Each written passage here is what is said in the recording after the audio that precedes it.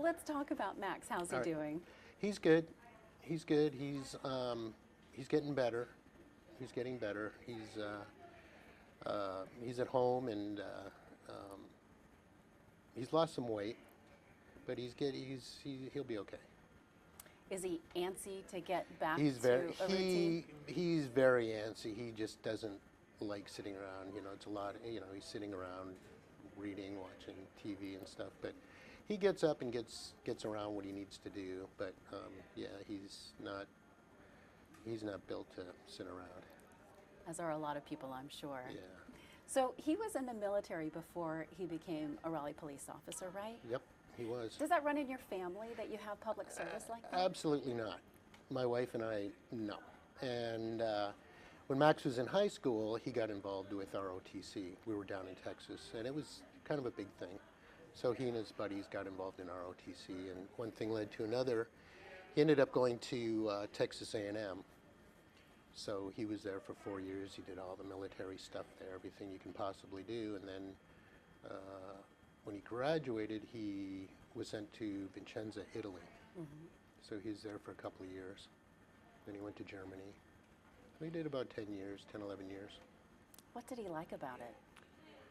Probably not living at home with the parents bugging him anymore and brother and sister.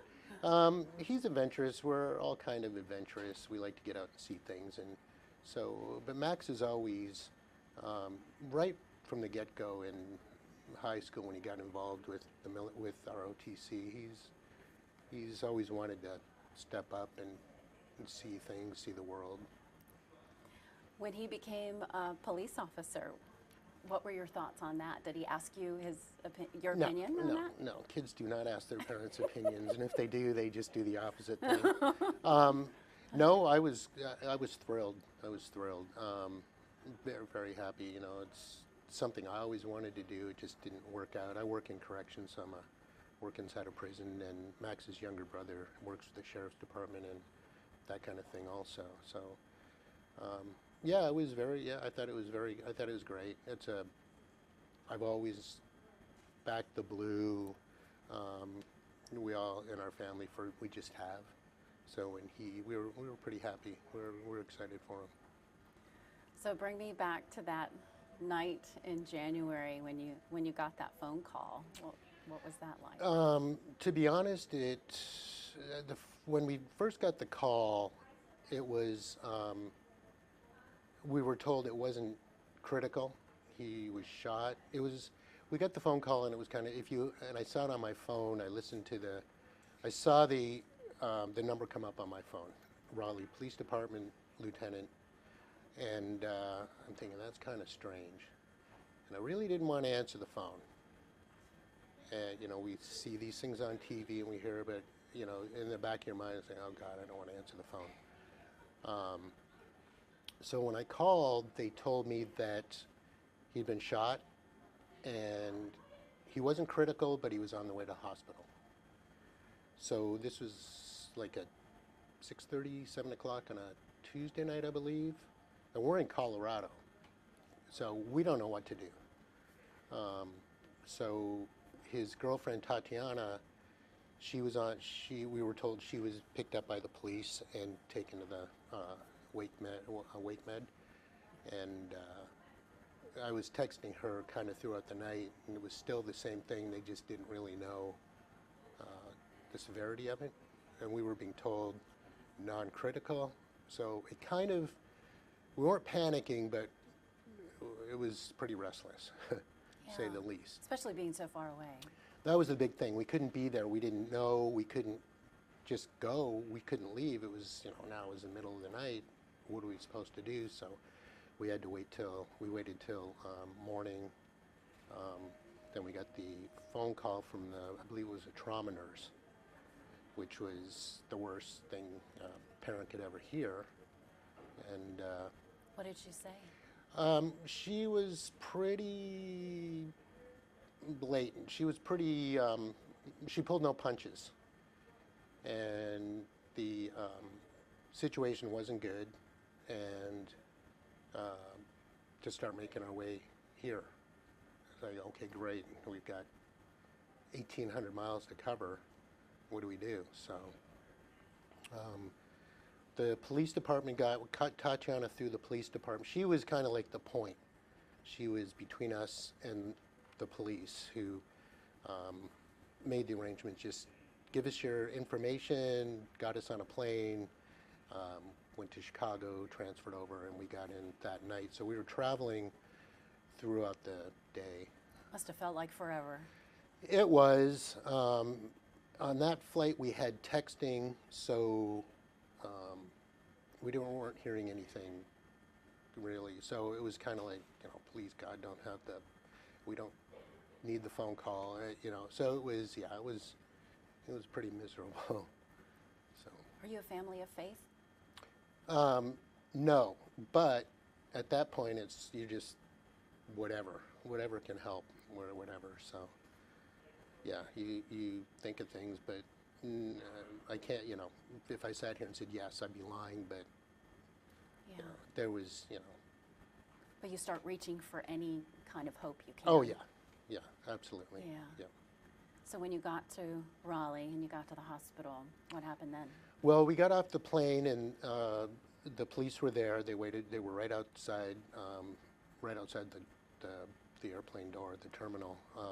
Took us through the airport. We got there, got into Wake Med, which is enormous. We were down and we didn't know where we were going and stuff. And at that time, it would have been later, it would have been early evening. At that time, it still was unknown because he'd been in surgery probably 6-7 hours, I believe. Wow. So it was just, it was pretty crazy. But the police made a big deal. They were, for us, they just rallied around. They were like 1,000% supportive. They got us, they took care of us, got us through. They were just everything. I just can't say enough about Raleigh PD. So when you got to see Max for the first time?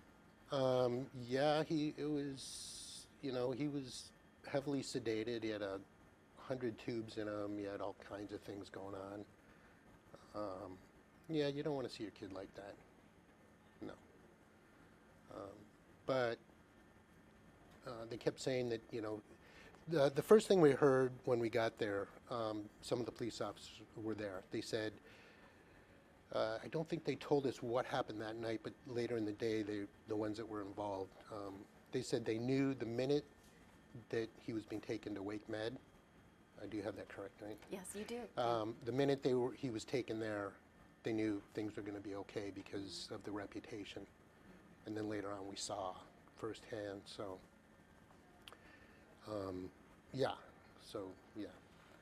it's I hate to say surreal, but when you see your child like that, it's bad. You just. Did he know you were there? I don't know. I think a couple of days later, would they relieve some of the meds so they could get him to move. He was giving thumbs up and he was hearing. That whole process is pretty bizarre how that happens anyway. But once we could start to see that he was he was acknowledging when they asked him questions, and they shut the drugs off for a minute.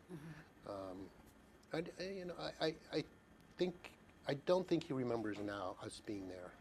When we talk about it, he doesn't remember us being there. But at the time, it was good for us to see him like that. At least he could respond, move your hands, move your feet, But he was pretty bewildered. So.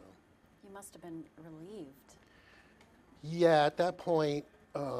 He wasn't out of the woods. We were told that because there was still a lot wrong, a lot that needed to be fixed, and but it got better. We could see it. We saw the way everybody treated him. So you were happy with his treatment, with the Raleigh police. And oh yeah,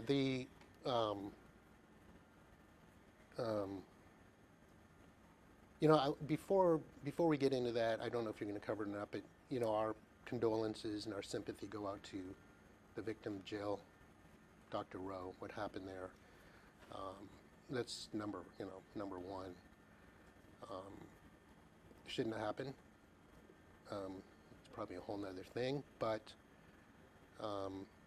the way, back to your original question, but Wake Med, the way they worked, the way they had coverage on him and around the clock and everybody hands-on, we probably didn't see any less than 3 or 4 people in there at one time.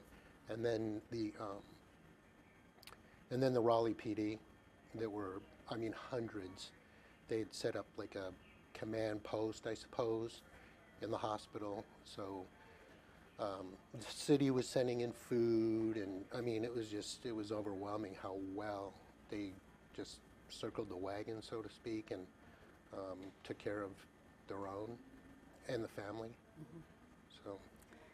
So during the shooting, Max is being described as heroic, the way that he tried to protect Dr. Rowe, even after being shot himself. Does any of that surprise you about your son, that he behaved that way? No. He's a hero? First, he's heard that a bunch of times, and he doesn't like that. Really? He did his job. He did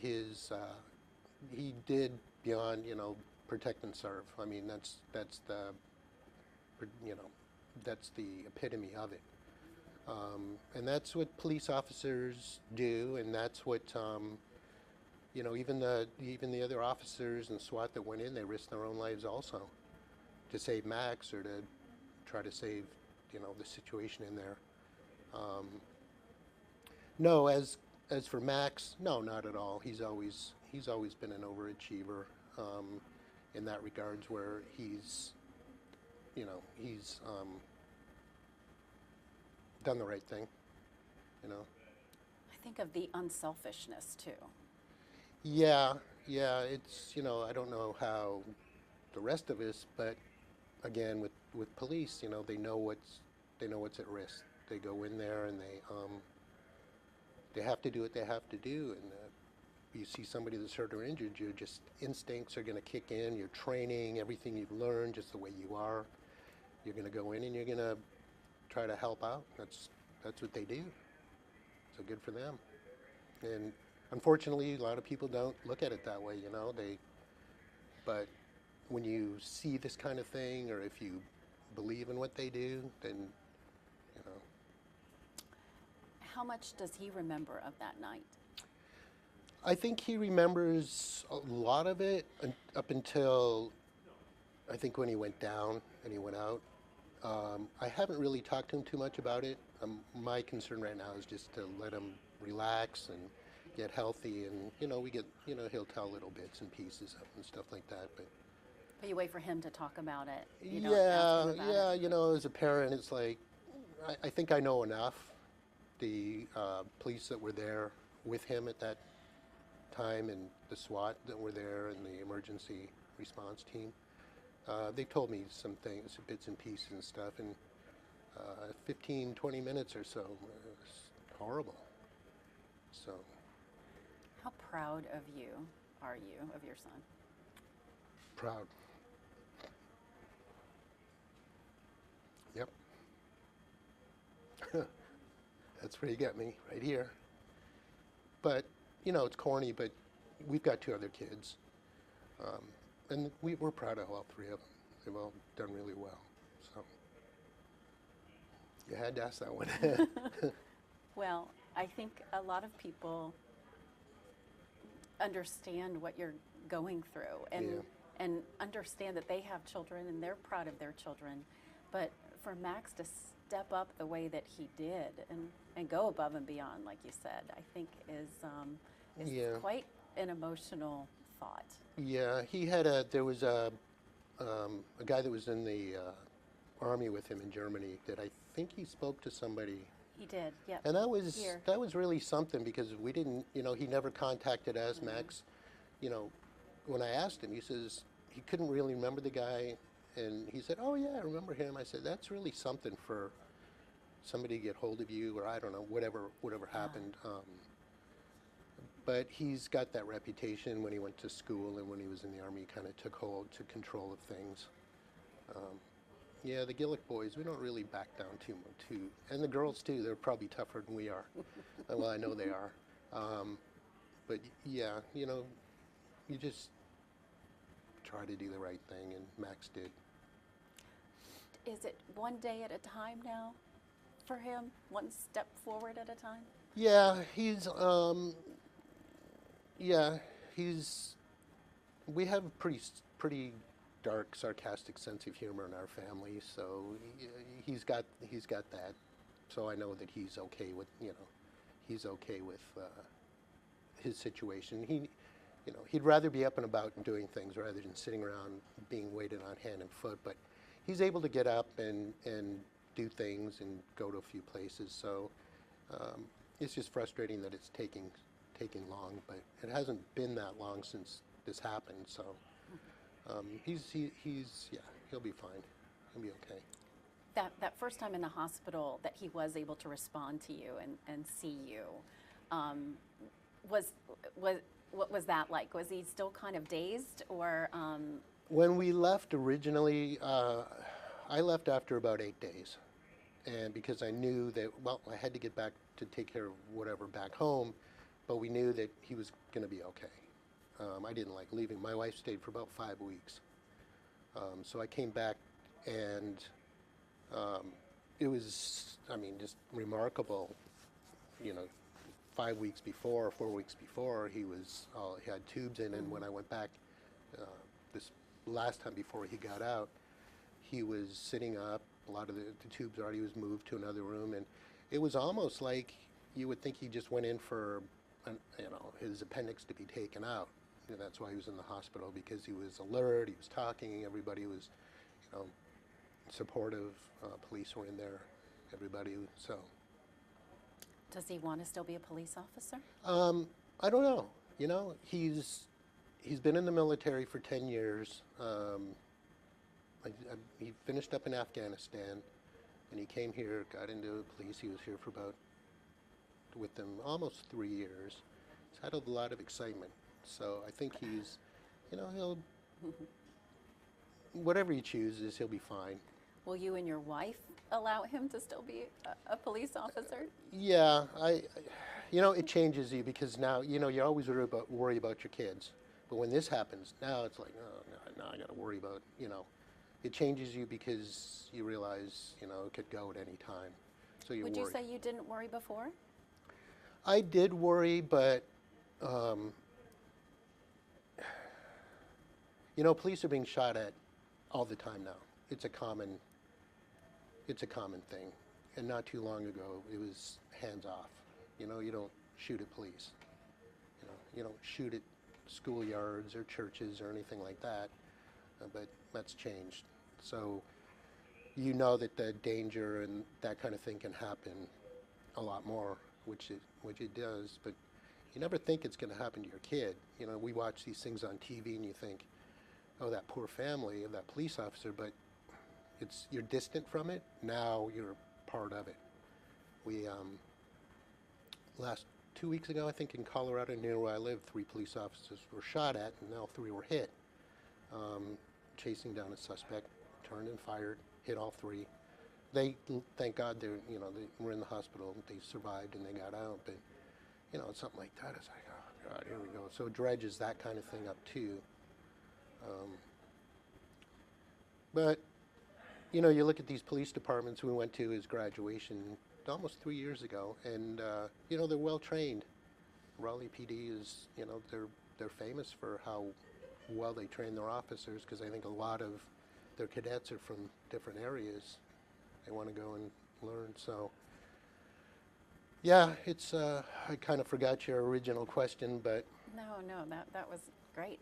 I also wanted to ask you about, you talked about the support at the hospital and the police officers, but what about the community? I understand he's had a lot of cards. Oh yeah, the community, that was the, you know, that was kind of not the surprising thing, but the city did rally around. Huge.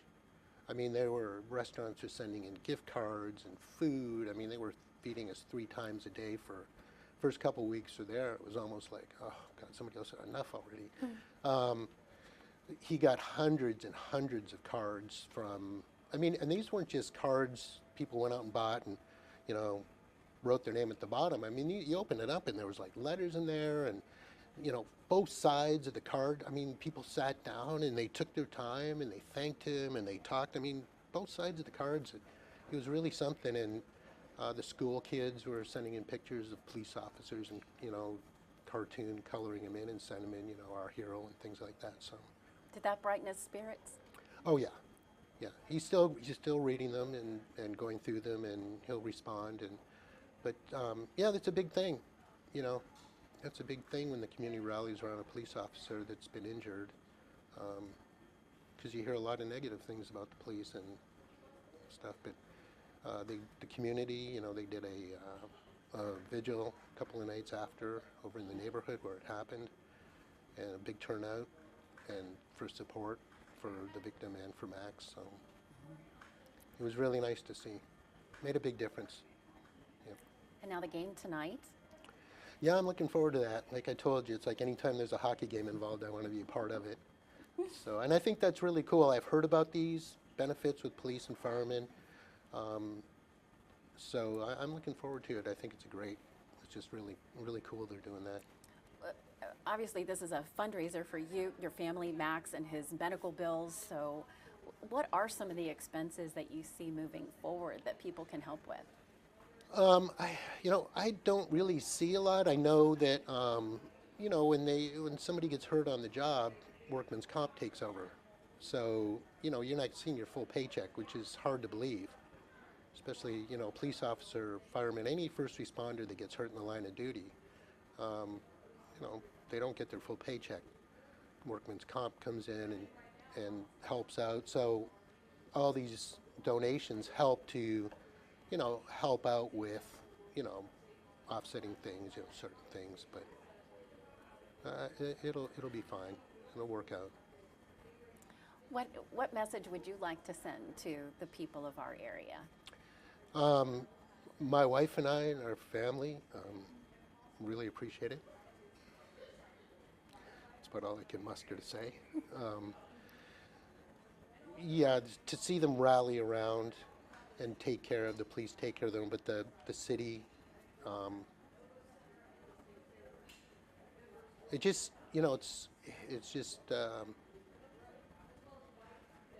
don't know, it's just a strange thing. You don't see that unless you're involved. You don't see or hear about, you know, unless you're right in the middle of it, and then you see everybody gather around. That's pretty cool, because otherwise you don't see it. And if you get the chance, don't see it. Yeah, understood. Well, welcome to Raleigh, because that's how people respond here. I mean, that doesn't surprise me at all to hear about the response that you received. Yep. People are very generous here. Oh, we saw it. Believe me, we saw it. We still see it. So we appreciate it, and we thank the city and Wake Med and Raleigh Police Department. Yep. Okay.